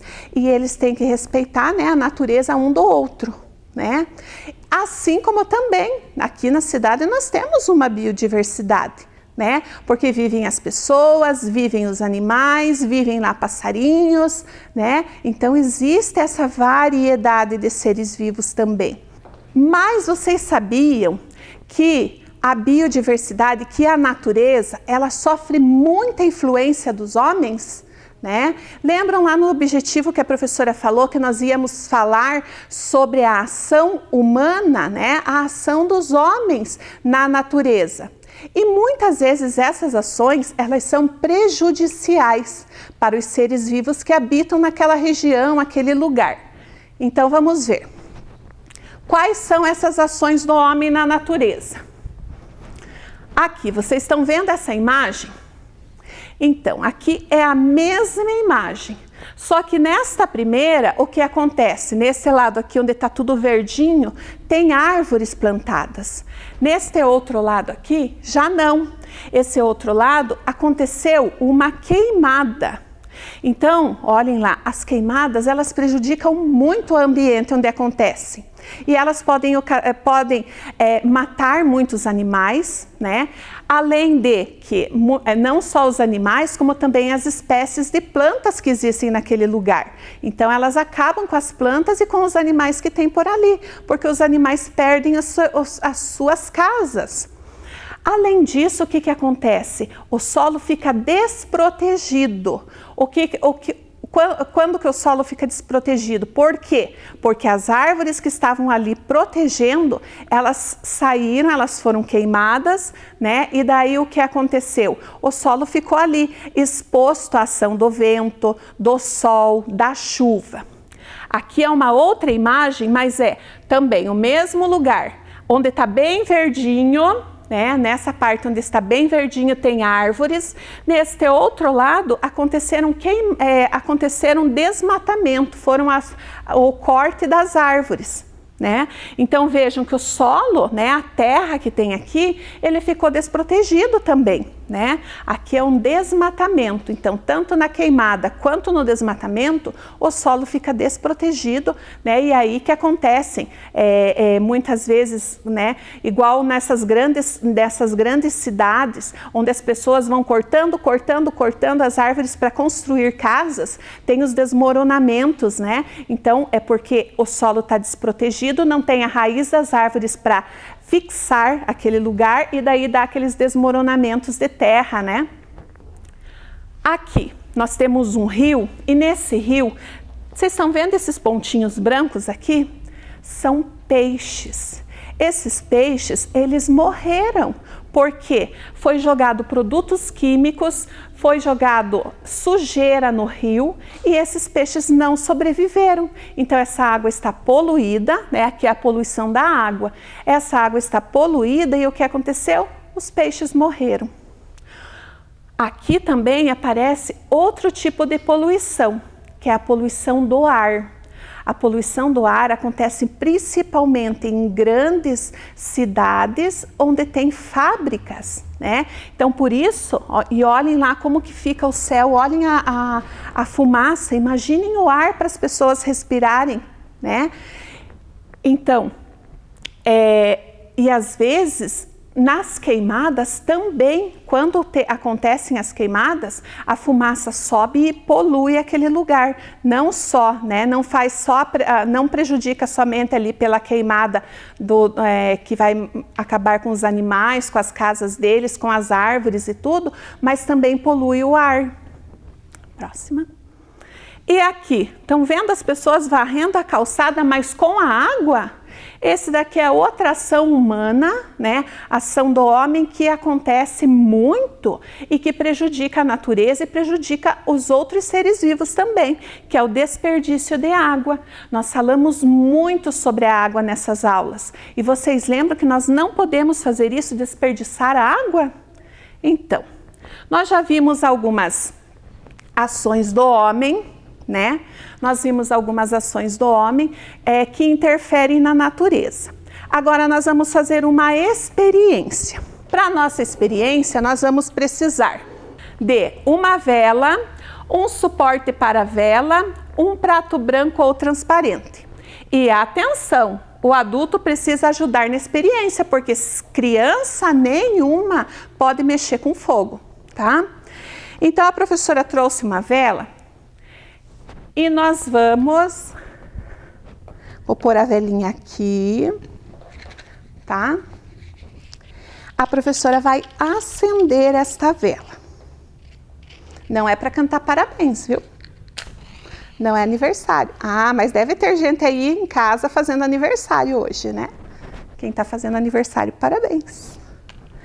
A professora pôs aqui a velinha. Como essa velinha aqui, ela é bem gordinha, ela fica paradinha em pé aqui. E a professora trouxe um prato transparente. Estão vendo que ele é transparente? Então, esse prato, vocês têm que usar ou o prato transparente ou um prato branco, porque senão vocês não vão conseguir ver o resultado da nossa experiência. Vocês estão vendo aqui que a vela, ela tá, né? Ela tá aqui. Está queimando e ela está eliminando alguns gases, que esses gases eles poluem a natureza, eles acabam poluindo a natureza. Não só uma velinha, mas quando ela tem em grande quantidade, ele vai poluir o nosso ar. Mas como que está poluindo se eu não estou vendo nada? Eu só estou sentindo aqui o calor dela. Eu não estou vendo fumacinha nenhuma. Mas nós vamos ver. Então vamos lá. A professora vai passar esse prato aqui. E nós vamos ver que os gases que ele vai eliminando nessa fumaça que nós não estamos enxergando, esses gases eles vão ficando presos todo aqui no prato, tá? Então a professora vai mostrar aqui para vocês. Não vou poder pôr na frente da minha roupa, senão vocês não vão enxergar. Vou pôr a minha mão na frente, tá? Então olhem aqui, vocês estão vendo essa mancha preta aqui no prato? Então, essa mancha é porque os gases tóxicos que vão saindo, que vão sendo eliminados na queima ali da vela, o que vai acontecendo? Nós não estamos enxergando ele, porque ele está se misturando com o ar. Mas quando a gente coloca alguma coisa aqui na frente, o que vai acontecer? Ele vai ficando preso, né? Ele ficou preso aqui no fundo do prato. E isso vai acontecendo no nosso ambiente, vai acontecendo conosco, né? Nós vamos respirando essa fumaça. Vou apagar a vela. Nós vamos respirando essa fumaça e é por isso que tem tanta gente que acaba ficando doente em lugares que tem uma poluição muito alta, tá? Então, nós já vimos a nossa experiência, nós já vimos aqui, né, a professora já mostrou, né? Vamos rever o que é mesmo biodiversidade. Então, biodiversidade é o que mesmo? É a variedade de seres vivos existentes em um ambiente. Então, aquela grande quantidade de seres vivos, né, num lugar só, é que se chama biodiversidade, né? Então, pensem, imaginem numa floresta. Quão rica é essa biodiversidade? Quantos animais diferentes, né? Lá onde vivem os índios, pensem, tem os índios, tem os animais, tem as plantas, tem tanta coisa, tanta vida diferente na nossa cidade, né? Vejam quantas tem as pessoas, tem os animais, tem os pássaros, as plantas, tudo isso é ser vivo, tá? Então, agora, como nós falamos da biodiversidade, nós vamos fazer um mini jardim. Vocês viram aqui com a professora, enquanto a professora estava mostrando, explicando, que aqui na bancada tinha um mini jardim? Vocês sabiam que nesse mini jardim existe vida? Então, esse mini jardim aqui, ele também tem vida. Então, os seres vivos, eles podem estar numa gota d'água, né? Eles são os seres microscópicos, né? Assim como eles podem estar num oceano. Eles podem estar num mini jardim como este, assim como podem estar em uma floresta inteira. Então, independente do tamanho, existe uma biodiversidade. Pode ser num lugar pequeno, como num lugar grande, tá? Neste nosso jardim, o que nós temos de diferente? O que nós temos de vida, de ser vivo? Nós temos aqui as plantinhas, né, que são as suculentas, e dentro da terra nós temos micro-organismos, tá? Então vivem micro-organismos aqui. Então por isso que nós temos uma biodiversidade, né? E nós não podemos esquecer que quando a gente monta um mini jardim, nós precisamos cuidar, porque aqui tem vida, então a gente precisa estar dando luz, calor, água, né, condições para ele viver. Vamos montar junto um mini jardim?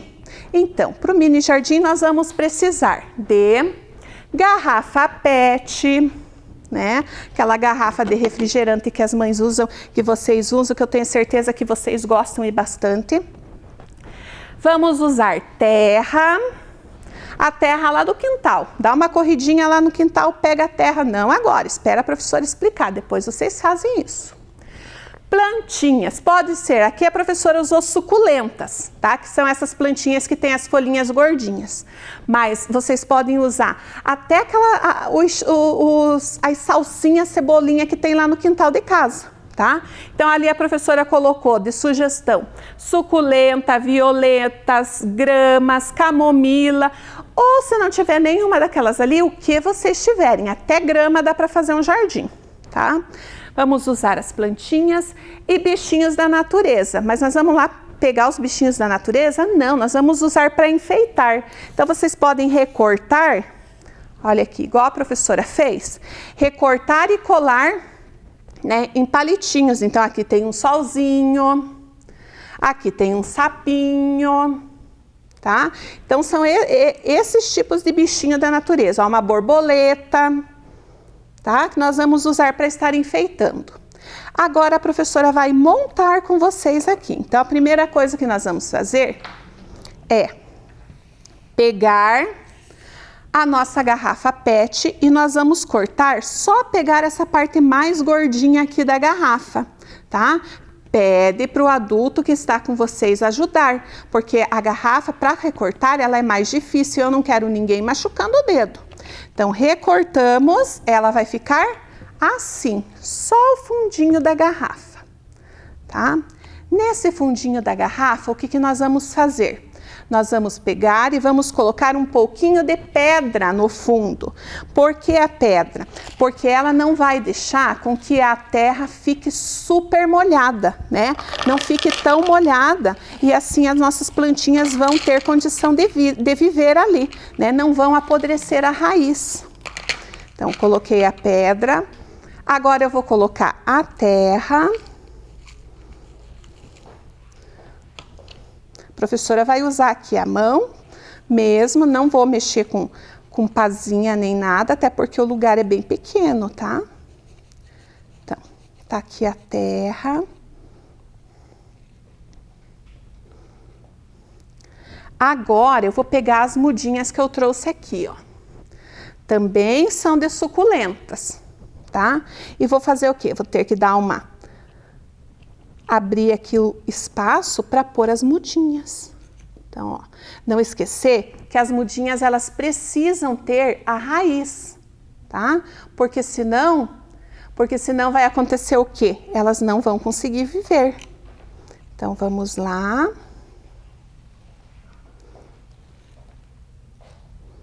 Aqui.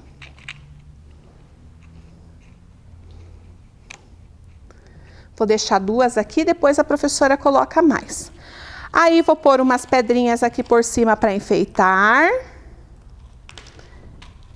E vou pôr aqui, ó, o nosso solzinho. E vou pôr a borboleta para enfeitar o nosso mini jardim. E pronto. Está pronto o nosso mini jardim. O que eu quero que vocês façam? Eu quero que vocês façam um mini jardim também. Não esqueçam que a gente precisa molhar ele um pouco, né? Para dar condição para as nossas plantinhas elas viverem, tá? Então, terminamos aqui o nosso mini jardim. Eu quero que vocês façam esse mini jardim em casa, tirem foto e mandem no WhatsApp aqui do nosso programa, tá bom? Bom, então nós já fizemos aqui mais um lugar, mais um lugar onde vivem os seres vivos, né?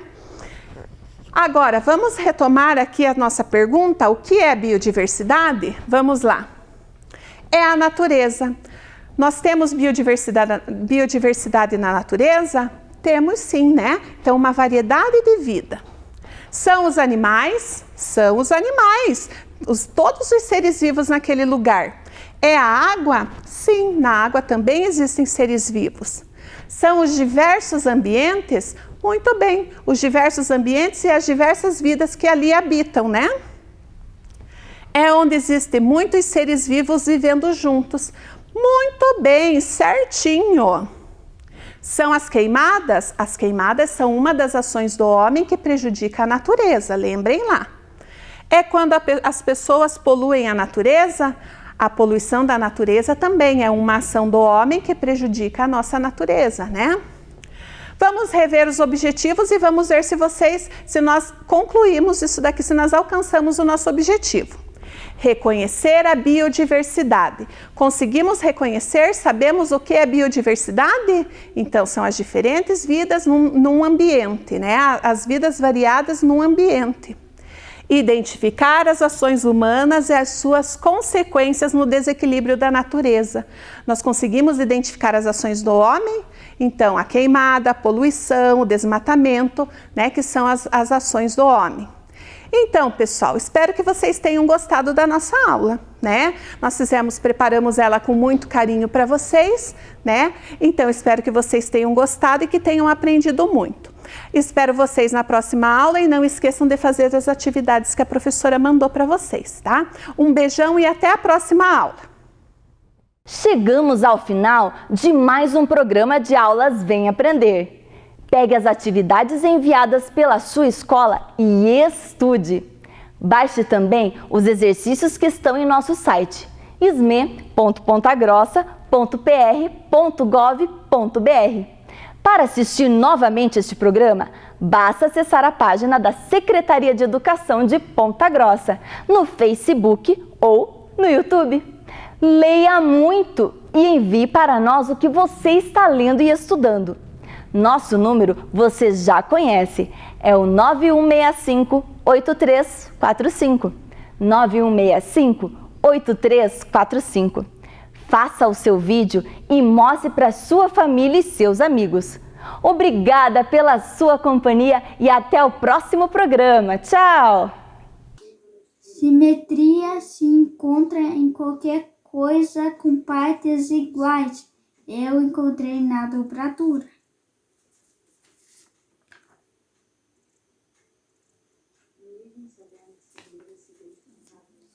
Eu sou Guinelli, estudo no 3º ano na escola Laia Brechac e a minha professora é a professora Silvana. Muito bem, agora nós vamos fazer assim, nós vamos correr para um lado e para o outro, em zigue-zague. Então preste atenção lá, vamos lá? Correndo, um lado, deu a volta no cachorrinho, voltou, aê, muito bem!